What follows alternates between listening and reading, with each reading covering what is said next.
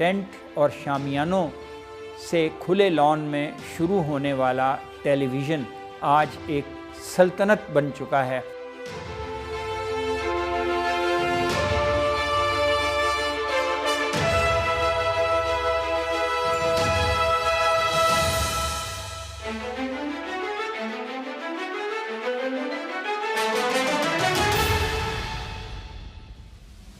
انیس سو تیس کی دہائی ٹیلی ویژن کے آغاز کی دہائی ہے۔ دوسری دہائی جو 1930 کے بعد 1940 سے شروع ہوتی ہے، یہ ٹیلی ویژن کی وہ دہائی ہے جس میں ٹیلی ویژن توانا ہوا، اور تیسری دہائی ٹیلی ویژن کی بلوغت کی ہے جو 1960 کے بعد کی دہائی ہے۔ دنیا بھر میں ٹیلی ویژن کا جو آغاز ہے وہ اس کی کہانی تحیر انگیز، دلکش اور جوشیلی ہے۔ اس میں انٹرٹینمنٹ بھی ہے، اس میں معلومات بھی ہے، اس میں تعلیم بھی ہے اور معاشرے کی عکاسی بھی ہے۔ 26 نومبر 1964 کو پاکستان میں پاکستان کا سب سے پہلا ٹیلی ویژن سینٹر لاہور سینٹر ہوا، اور اس وقت کے پاکستان کے صدر مملکت جنرل ایوب خان نے اس کا افتتاح کیا۔ اس کے بعد پاکستان میں ٹیلی ویژن کی بڑھوتری ہوتی رہی۔ اس پس منظر میں ابتدا میں یہ ہوا کہ جو ابتدائی آزمائشی ٹرانسمیشن ہے اس کے لیے پھر انہوں نے آرٹس کونسل کا جو ایک لان تھا اس میں ٹینٹ اور شامیانے لگا کر ابتدائی طور پر کام شروع کیا۔ ٹیسٹ ریکارڈنگ شروع ہوئی، اور جب اس ٹیسٹ ریکارڈنگ کا نتیجہ اچھا آنے لگا تو اس کی باقاعدہ افتتاح کی تیاری ہونے لگی۔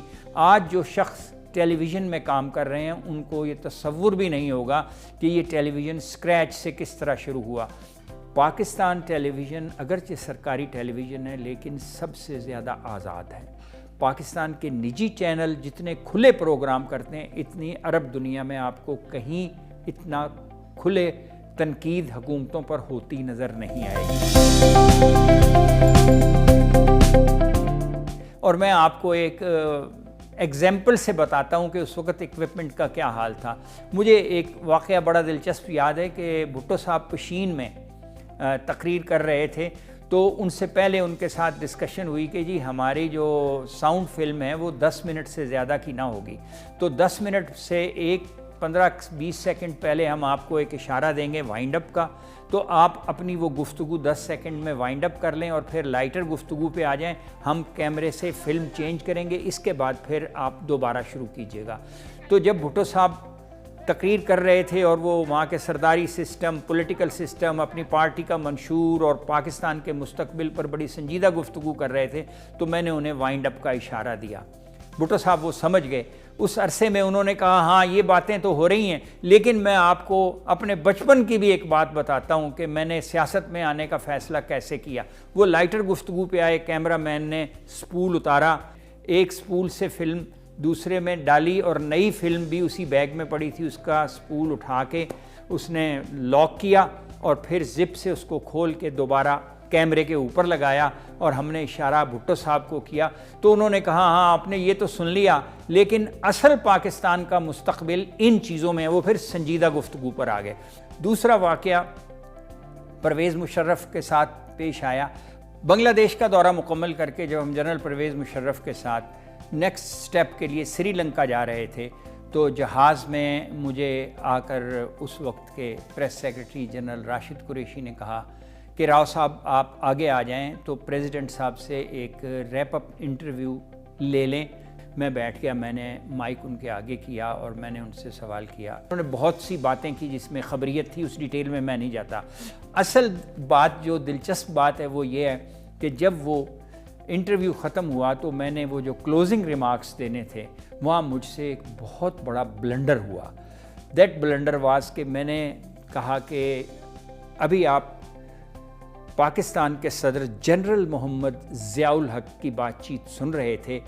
سرور Munir Rao, Pakistan television news on board from Dhaka to Sri Lanka.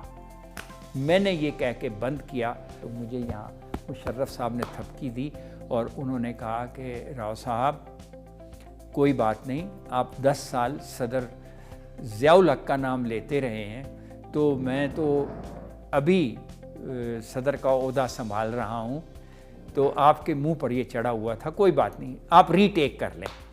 تو مجھے ان کی یہ بات نہیں بھولتی، میں نے پھر دوبارہ ری ٹیک کی۔ ٹیلی ویژن کا صحافی جو ٹیلی ویژن سے منسلک ہو، وہ 5 سال میں اتنی دنیا دیکھ سکتا ہے جو 25 سال میں ایک عام آدمی نہیں دیکھ سکتا۔ میں نے کویت عراق کی جنگ کویت سے جا کر کور کی، میں نے صدام اور بش کی لڑائی جو عراق اور امریکہ کی لڑائی تھی جس میں کیمیکل وار تھی اور صدام حسین کا مجسمہ گرایا گیا تھا، وہ میں نے بغداد میں جا کر کور کی۔ I was the first Pakistani Muslim Asian journalist, television journalist who was there. 30 days I was there، اور لکیلی میں نے اپنے وہ اکاؤنٹس ایک کتاب میں نے بغداد جلتے دیکھا میں لکھے ہیں۔